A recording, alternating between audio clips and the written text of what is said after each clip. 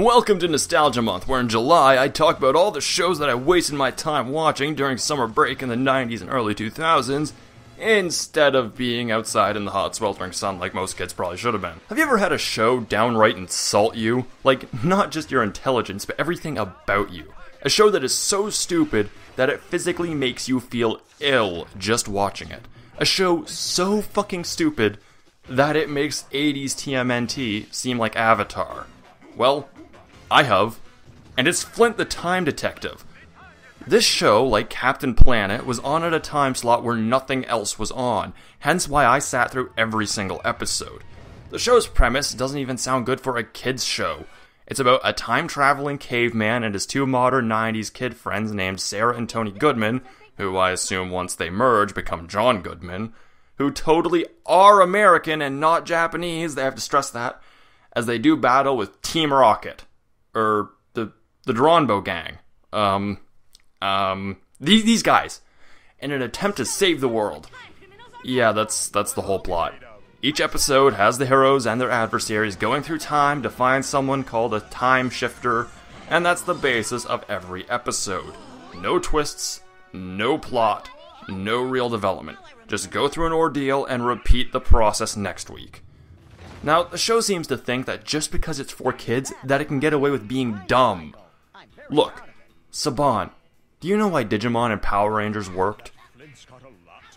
Because neither show insulted the intelligence of its viewer. They had clearly developed characters and, while formulaic, actually went somewhere. Digimon and Power Rangers only stuck to their formula to a degree. Monster shows up, Rangers fight it, lose, learn a lesson, fight it again, win. But in between that, there's some actual storytelling going on. In Flint the Cocksuck Detective, kids go through time, fight villains, Flint does something fucking stupid, fight villains again, rinse and repeat. And this fucking show, has the audacity to try to imitate the premise of the Time Adventure series, not to be confused with Adventure Time.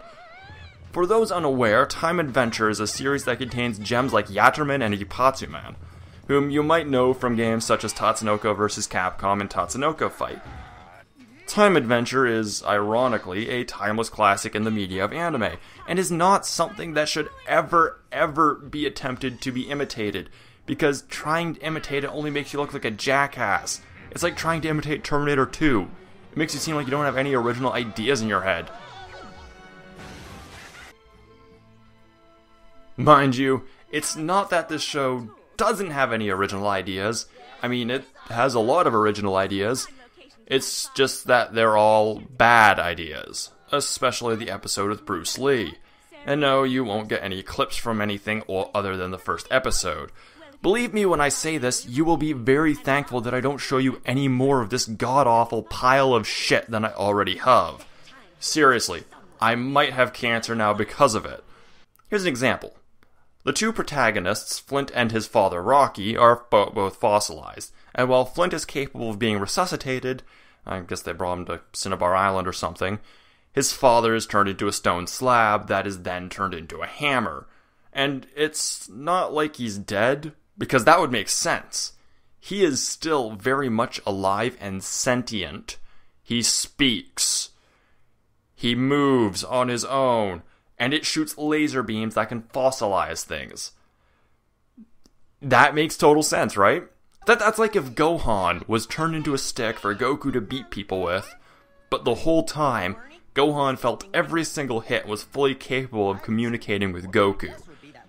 And he shot laser beams that turned everything into a fart. Does it sound stupid? If so, that's because it is. In fact, it's actually dumber than it sounds. If Escaflowne is the anime equivalent of Final Fantasy VI, then this is the anime equivalent of Mystic Quest. It's original, it's stupid, and just plain insulting for the audience it was intended for. This has been Briefs, a show where I review an anime and wonder why I haven't turned to heavy drinking.